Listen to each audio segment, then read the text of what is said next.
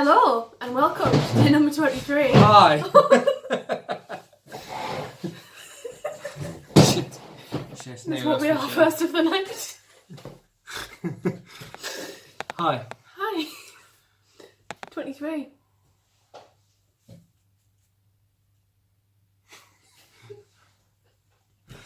So, Two left. two left. One after this one. This is the penultimate beer. Oh my god, we've got no glasses. I'll go and get the glasses. We need a beer opener as well. The fish opener. Yeah. Rip.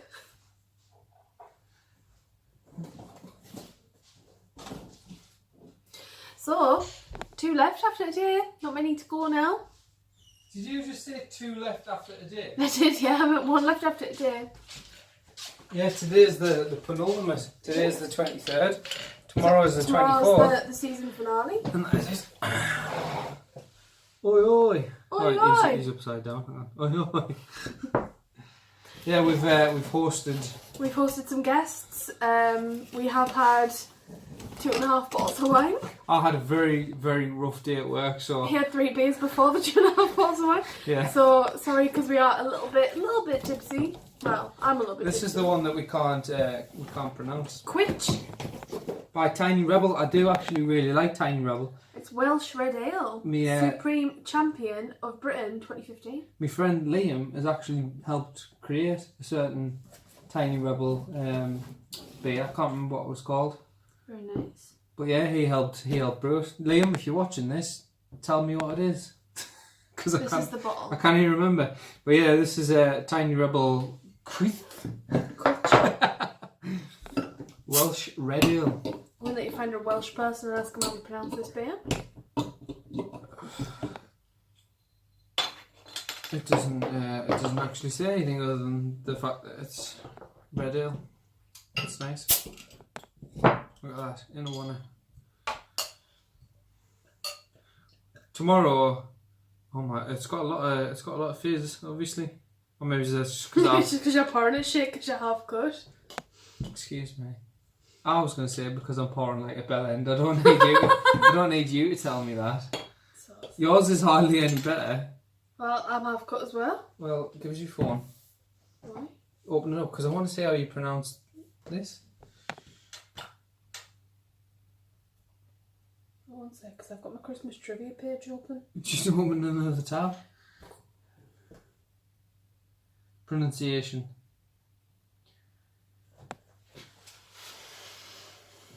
Cutch. Cutch. Cutch to rhyme with butch. The Welsh word for cuddle or hug. Oh. There you go. Rip. Hang on, bear with me. Right, we're good. Sauce. Be careful. Be careful. No sudden Viewers, movements. be careful. It's like a T-Rex, my phone, no response to movement. I'm gonna have to wait for like a good couple of minutes for this cuddle to settle down. This cuddle.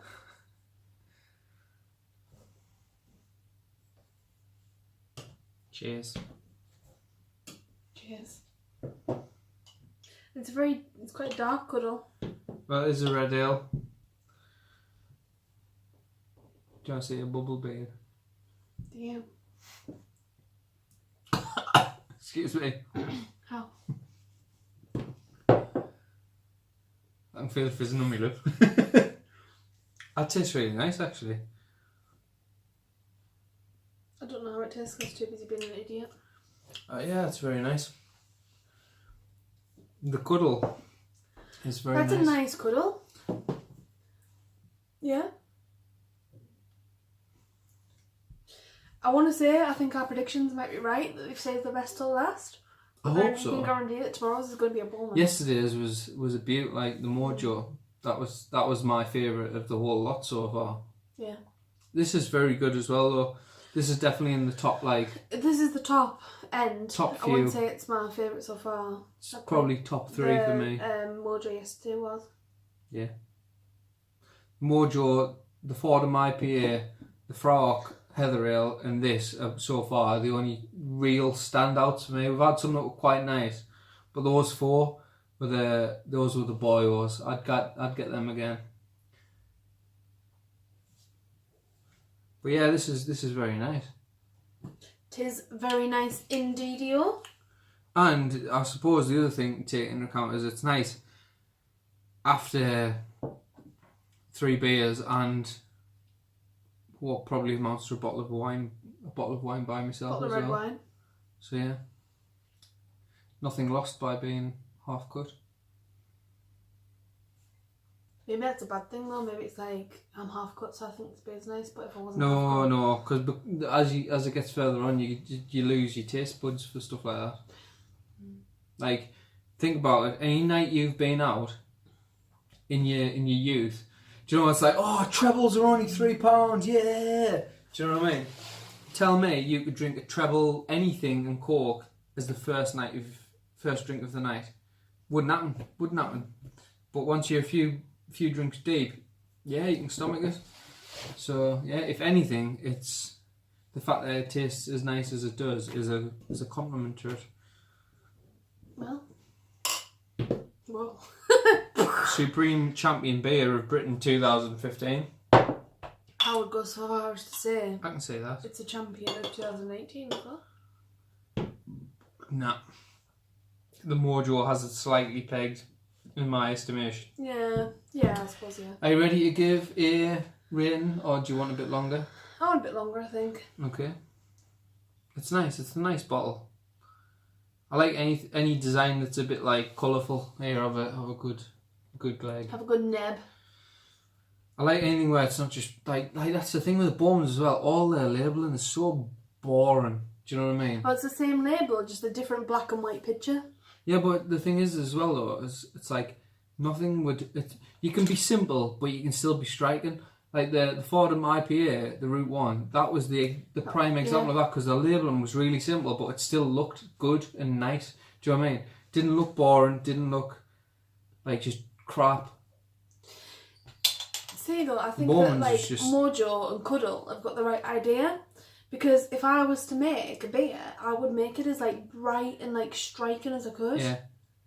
That's the thing, it's like they've definitely got that sort of first time buy thing going on for them with the labelling. Yeah. Because it's like, oh, look at that colourful bugger, do you know what I mean? But they can I'll have follow one it of up. them. Oh, that's the thing. Like if Bowman's had a colourful label, It'd it still might be get the awful. first time buy thing. It'd But still if be people like awful. bought it for the first time and they were like, it's Bowman's, then that's my new word for shit, by the way. It's Yeah, Bowman's. it's actually gone so far in our household as for either of us to say when we're going to the toilet is I'm going for a Bowman's. Could go make a massive Bowman and just like this.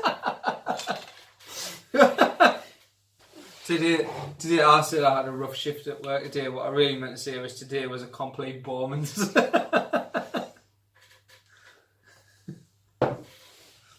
When I stub my toe now, I don't say, oh shit, I go, oh, or Bowman's! when you're standing something in the street that it's dirt left behind, it's whoops I've trodden the Bowman's. I know, yeah, when dogs that leave Bowman's behind on the street. It's a rough one. But no, like I say, if Bowman's had a colourful label, it would still be shit beer. So they would still get the first time buy, but they wouldn't get anybody coming back. Whereas this, I would buy it for the first time because I'd be like, oh, it's really colourful, it's great. Can I just point out, look at this, right? What? On the lid, and then round the outside there's text. I'm not going to show you, but I will read it to you. Even the lid, right, says, rebel against yourself, defy your senses. That's nice. Even the lid, there's Even a lot the lid? of craftsmanship Yeah, went into the lid. Bowman's. Yeah, Bowman's. Take a Your leaf out lid there. was just plain gold. There's a reason you've only got 274 likes on Facebook.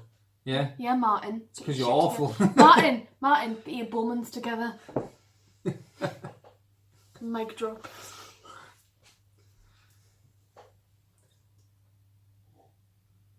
Christmas trivia. Oh, then This is the hit me last up. day of Christmas trivia because I've got a special surprise. Yeah, for tomorrow's next one. going to be pretty good. Hopefully the beer is equally good to go with it because it would be a shame if it was a... If we have a nice rubbish surprise and Bowman's. But anyway, for today, For today, one last the Christmas Kutch, trivia. the Kutch is very good. The cuddle is nice. I'm enjoying this cuddle. I'm going to confess, I haven't really had a lot of Tiny Rebel stuff. I've never had Like, it I've had a couple, but like I say, I know my Liam. I know Liam has had his hand in helping brew one that I can't remember what the name of it is. No, but yeah, yeah. but they're pretty good. I'm gonna have to try some more, I think. So question 1. Okay. What Christian group banned Christmas in Boston from 1659 to 1681? Was it the Pentecostal Church? It was the Bormans. It wasn't. Think about the most boring sector of religion. Boring sector. The most shit sector of religion. I could be really edgy now and say anything I like. I don't know. Just let me know if you give up and I'll tell you. I give up. The Puritans. Of course. Why? Because But they're no fun. well, I mean, this is the thing, right? Christmas is a pagan holiday. Yeah, but still. It's not a Christian holiday. It's a pagan holiday.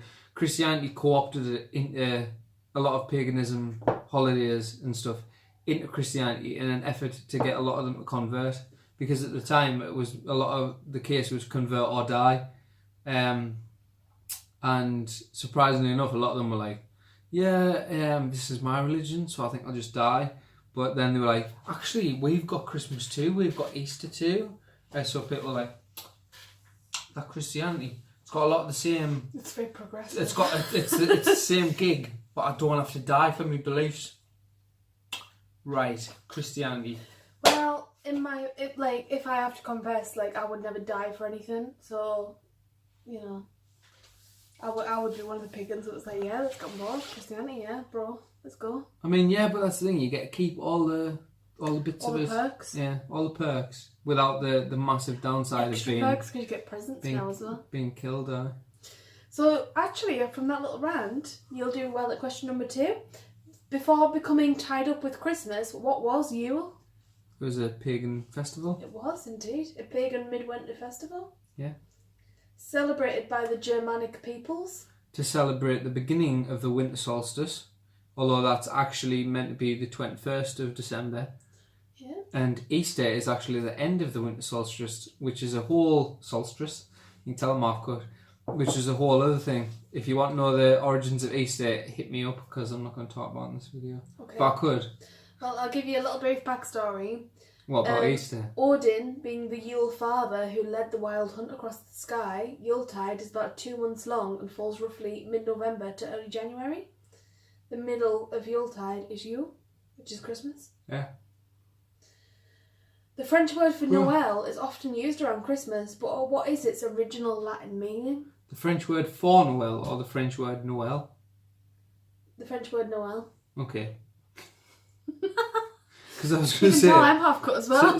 Read us the question again. The French word Noel is often used around Christmas, but what is its original Latin meaning? Night, maybe? Birth. Makes sense. Makes sense, yeah.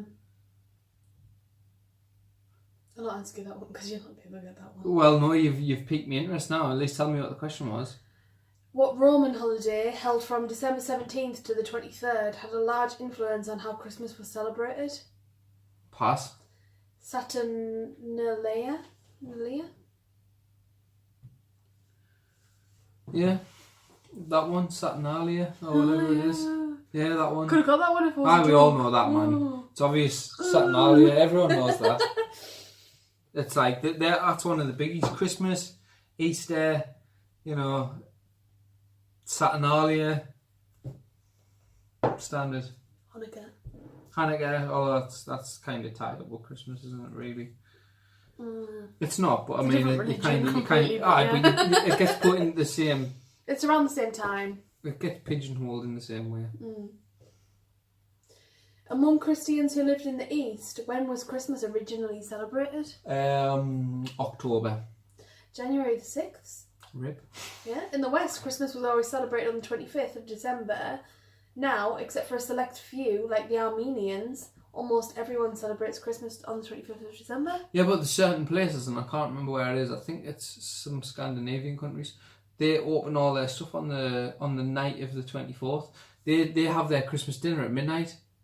Actually, it might not even be Scandinavian. It might be Brazilians. I'm sure Fern was saying Christmas Eve, yeah. But actually, interestingly enough, the royal family exchange gifts on Christmas Eve as well, because that's a German tradition. Yeah. Which the royal family is German. I'm sure there's a lot of places like where the whole crack is they give gifts on the 24th and they stay up to seeing Christmas, like the New Year, like you stay up till midnight and then they that's go it. to bed and they come, like they wake up on the 25th and have the dinner then.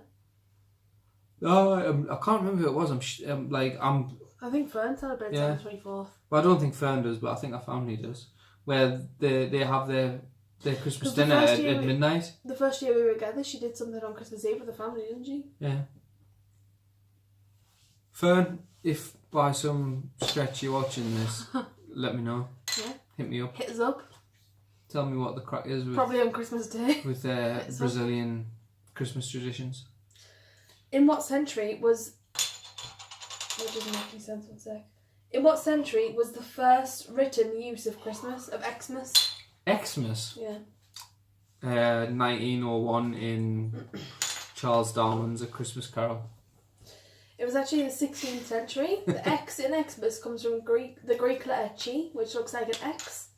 But X has long been used as an abbreviation for Christ. Yeah. Since the Greek word for Christ begins with what looks like an X.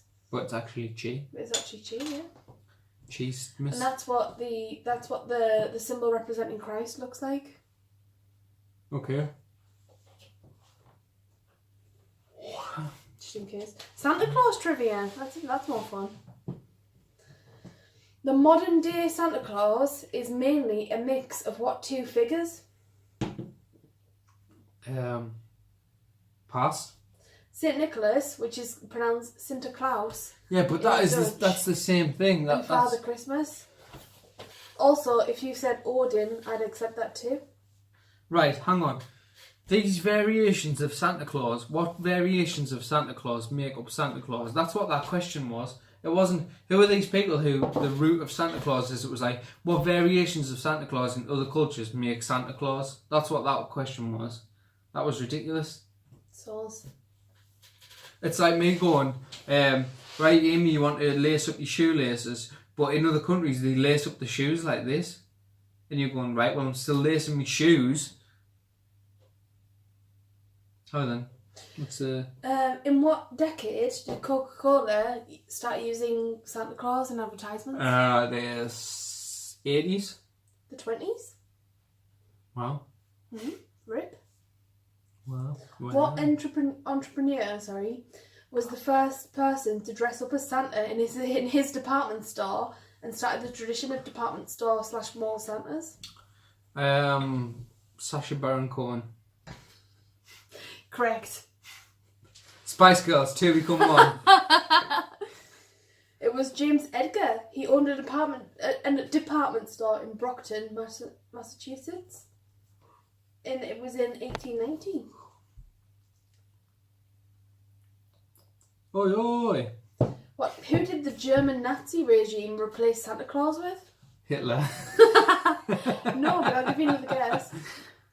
Mecha Hitler. The robot version of Hitler. It's actually Odin. What? Yeah. Read that again. Who did the German Nazi regime replace Santa Claus with? Odin. I find that really difficult to believe. Odin was branded as Solace Man. Catchy superhero name, right? They renamed Christmas trees, changed the words to Silent Night, and there were even swastika-shaped tree lights. I find that really difficult to believe because Hitler considered himself Christian, and so did a lot of the SS.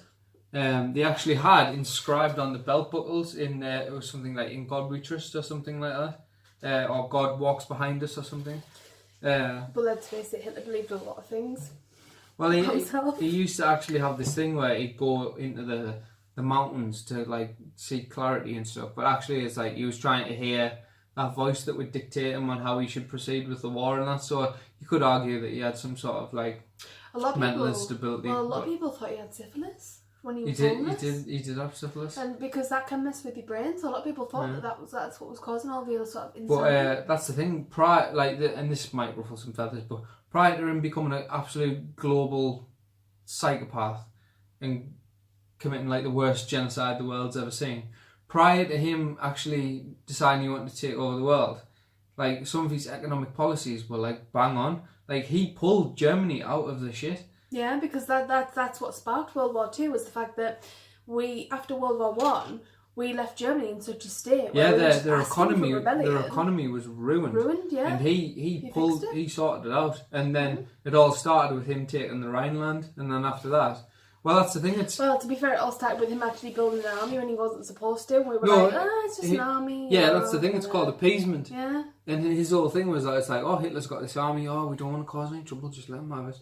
Say, oh, he's invaded the Rhineland. He's taken the Rhineland. Oh, shh. Just let him have it. And then Hitler was like, they've let us have the Rhineland. Yeah. What about Austria? What about France? Yeah, about France is when they started when they twigged on, they were like, actually, you know what, right? Like, this isn't on. This is the thing though. Hitler, about you invading France, in we need to have a word. In fairness to like the Allies, we did sort our shit out after World War Two though, because, I mean, when I was in year 9, so that was like, what, 2008, 2009? Germany had just finished repaying off the debt for World War Two, and basically, instead of just destroying their economy like we did in World War One, we spread it, and we said like monthly payments for like 60 years, like monthly payments. Do you know what it is? Like, as it stands now, Germany has one of the strongest economies in the world. Yeah, it's booming. Absolutely booming. German engineering is some of the best in the world as well. Yeah. So yeah, Hitler, bad egg. He wasn't even German, he was Austrian. He was Austrian, yeah, he was actually a homeless man as well. But you know, other than him, good eggs, the Germans. Yeah, I mean, technically, yeah, because World War One was Prussians, not Germans, technically. We've also learned some German swear words, haven't we? You have, yeah. Arschlich. Arschgig. That means dickhead in German.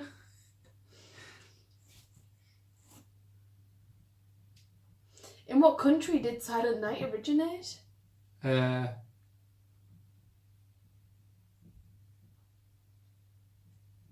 Russia.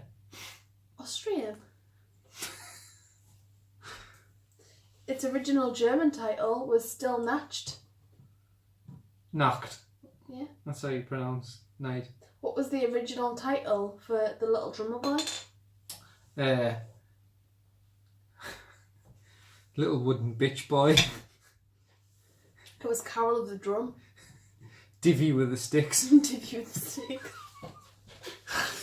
Alright. Oh, here he is again. That kid where he's flipping drum and he sticks, honestly. Just give him 50 pence. He's counting it off. Oh, here's an interesting one. How were the writer of the story Rudolph the Red-Nosed Reindeer and the writer of the song Rudolph the Red-Nosed Reindeer related? They had a mistress that they both pervaded. They were brothers-in-law? So yeah, pretty much. Alright.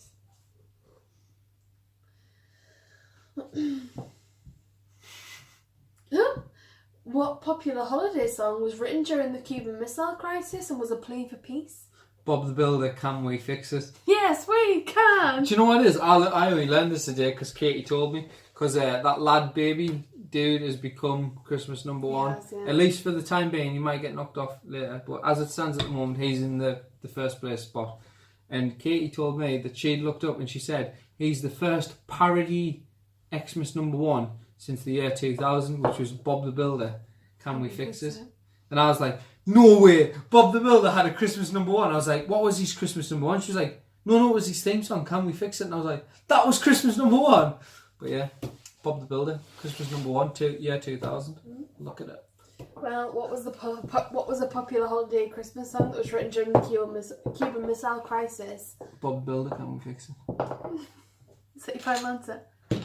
Yes, or Spice Girls 2 Become One. It was Do You Hear What I Hear? I don't even think I know that one. Do you hear what I hear?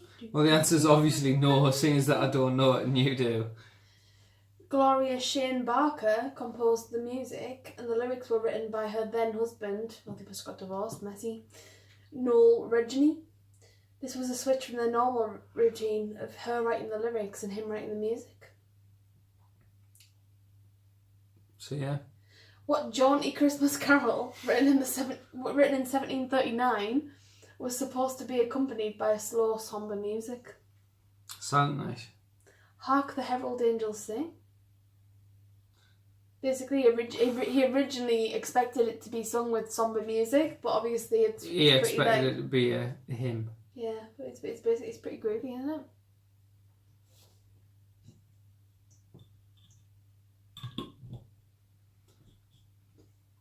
What's the next one?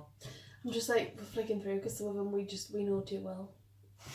What is Boxing Day? What parent day is on Boxing Day? What's St. Londa's Day? What animal parts Rip. were the first artificial Christmas trees made from? Goat legs. I've got legs sticking out of the branches. Alright, then you tell us, eh? It was goose feathers painted green. That's equally as bizarre. It's so bad as like actual like hooves sticking out like loads of Right, hooves. hang on, right. That said, animal parts. Yeah. When you say part, you think limb. You don't think hair, because that's essentially what feathers are. It's like, it's for warmth. Okay. It's a covering that goes above the skin. So it's like hair or fur or feathers, right? When you say part, you think limb, okay? So that question deliberately misled me. Okay, sauce. I think it could have easily been goat legs painted green. Just saying. You can't look because you'll see the answers. The answers are on there. What northeastern US state holds the Guinness World Record for the largest snowman? For that, I'd have to have an idea of what states are actually northeastern, in which I don't. So I don't know. Ohio. It was Maine. There you go. And the snowman was 122 feet tall That's pretty big. and 37.21 meters if you want to like put it in meters. Yeah, if you're part of the rest of the world who uses the flippin' metric system, then yeah, meters, 37 meters. Pretty big. Still pretty big, yeah. We're bizarre because we don't fully use the metric system. We use the metric system for some things and we use imperial for others. Like a lot of the time we use metric for measuring things. We use imperial for measuring people. Mm-hmm. So like I'm 6'2". Do you know what I mean? That's imperial measurement. And the same with weight. You'll say like, oh, I'm however many stones and however many pounds. You don't say I'm however many kilograms, do you? No. But then you go to the gym, or you when you're paying for packaging based on weight or whatever, then it's in kilograms. Yeah. So we're kind of all over the shop, really. How tall? Plus or minus 25 feet. So that's your like. That's quite a large like window for error. That Yeah. plus or minus 25 feet. So how tall was the tallest Christmas tree? I'm going to say 100 feet plus or minus 25 feet. It was 221 feet. It's outside of the Canny big Christmas tree. Yeah. It was a What's Douglas that in meters fir. for people who live in the real world? I do not know. Oh, one sec, no. No, okay, that's different. So the one that was cut. There's 3 feet in a metre.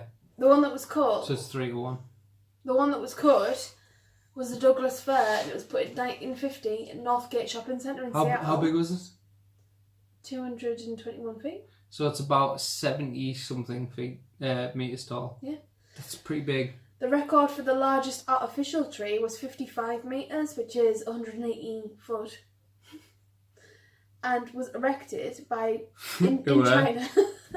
In China by the Chinese company GZ Think Big Culture Communication.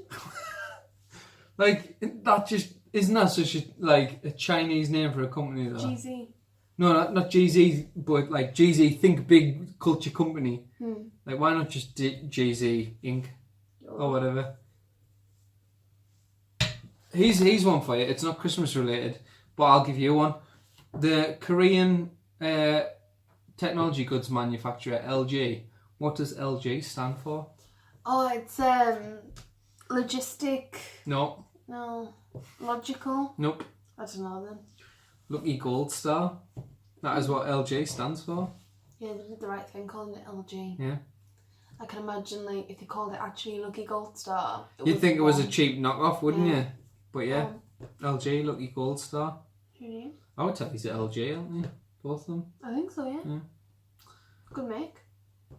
Yeah. Good old Lucky Gold Star.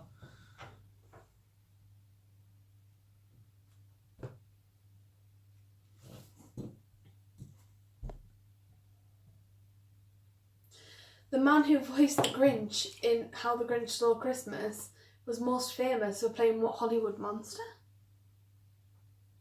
Right, so it was Jim Carrey. In the film, yeah. Yeah, so what Hollywood monster was he famous for? Well, I think this is how the man who voiced the Grinch, so I think it's the cartoon it's talking about. Oh, I passed then. It was Frankenstein's monster. It was William Henry Pratt, whose stage name was Boris Karloff. He voiced the Grinch as well as playing Frankenstein's monster in 1931. Not Jim Carrey then. I don't think Jim Carrey's about in 1931. No. Oh, okay, here's a strange one. How many wise men / magi / kings? / magi? Yeah. Are they wizards now? Excuse me, I've never heard this before. I've heard them as wise men or kings. I've never heard them as magi. As wise magi, yeah. That's apparently one of the options. So that totally changes the Christmas thing on its head. 3 wise I want to hear about it now that it's 3 wise magi. It's actually interesting now. How many wise men does the Bible say visited the baby Jesus? 3 wise magi, so 3. That's wrong. It doesn't actually mention a number at all. Oh yes, of course. People just assume it's 3 because of the whole gold, frankincense and myrrh thing. They came bearing gifts. When in reality, so the rest of it gifts. could be like 10, but the rest of them could be scuds. They didn't bring anything. Well, no, it's not that. It's just a case of it might have been like a certain amount of people bought the same gift. So there might have been 4 people brought gold, but only 1 frankincense and myrrh, which would be 6.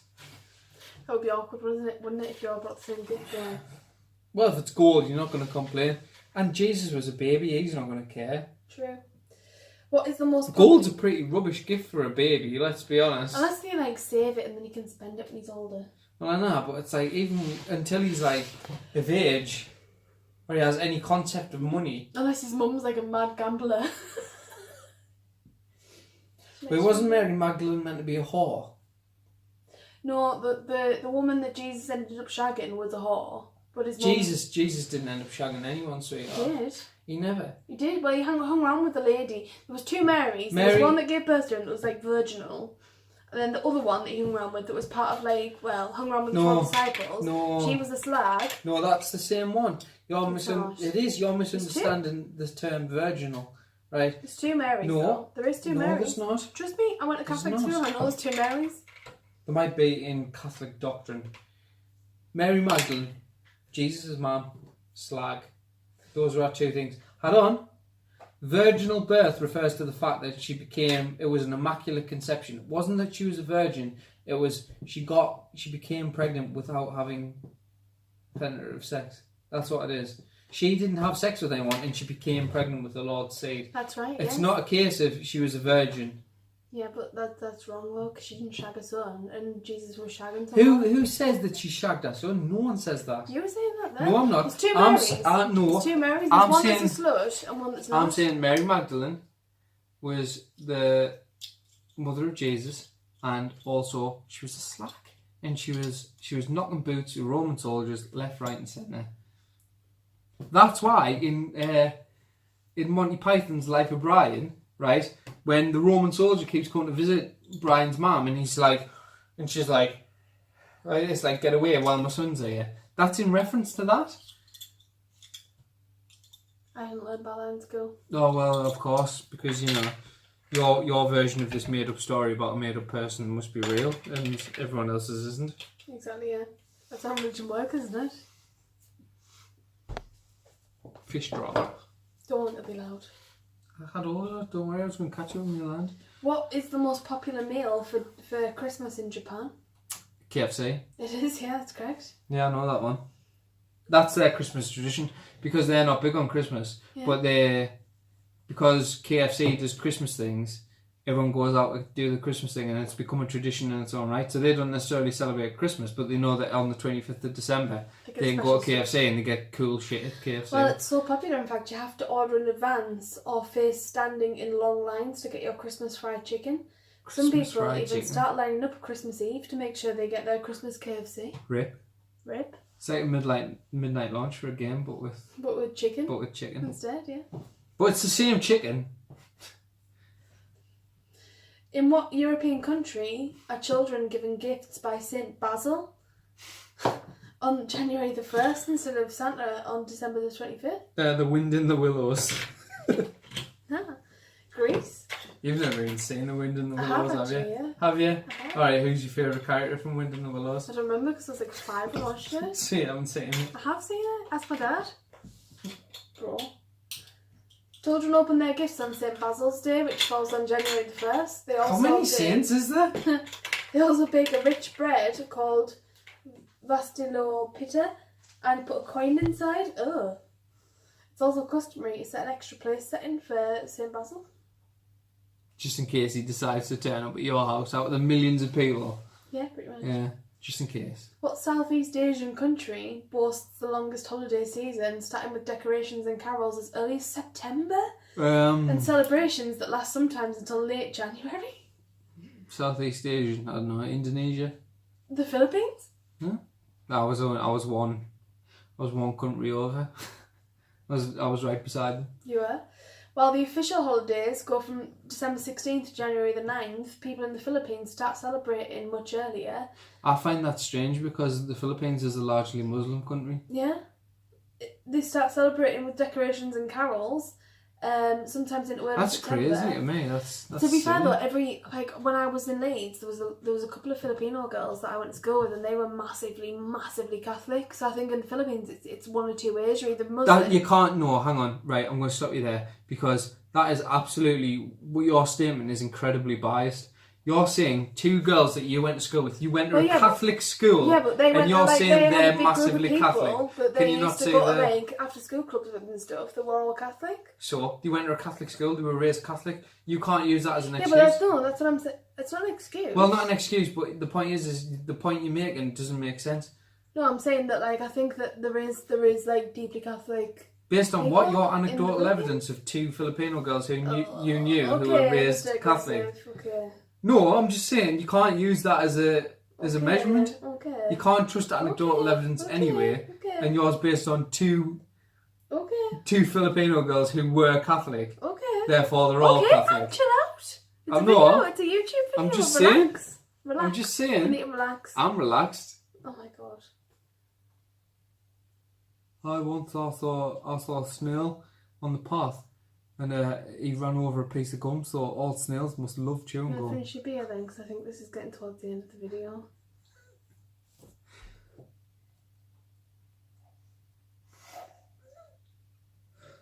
Grumpy. Says you. I'm not grumpy. You're the one kicking off over Filipino girls. I'm not. You are. You've just No, gone. I'm not. You've just gone on a massive 10-minute rant about it. What Yeah. about Come on. the correct We're done. We're use done. of No, we're data not doing this. in Come on. arguments? Come on. So that was day 23. Nearly done. Yeah, one more day to go. Yeah. The last day. The Last ultimate day, yeah. The season finale tomorrow. It's weird how people say the penultimate, meaning the one before the last one. Like, so today's the penultimate beer, but no one then actually says the ultimate beer on the 24th, does he? Well, tomorrow's the ultimate beer. The ultimate beer. Get ready. No one says that though, do they? Yeah. Even just in reference to the fact that it's the last one, not the fact that it's the best. Rip. Yeah, well, anyway, we're done. Goodbye. The Kutch was very nice. I would suggest trying it if you come across it. Oh, look. Hang on. Cheers. Well, you've And got, we're out. you've got to put it in your head again now. It's all in my head. Rip. And we're out. Goodbye. See Hopefully you tomorrow Christmas Eve. I won't be half good. Let's be honest, it's Christmas Eve. I probably will be. Probably. We'll have been drinking Baileys all day when we did this video Yeah. as well. Bye. Well, anyway, fun talking to you. Bye. See you later. Bye. Thank you. Bye. Love you. Bye.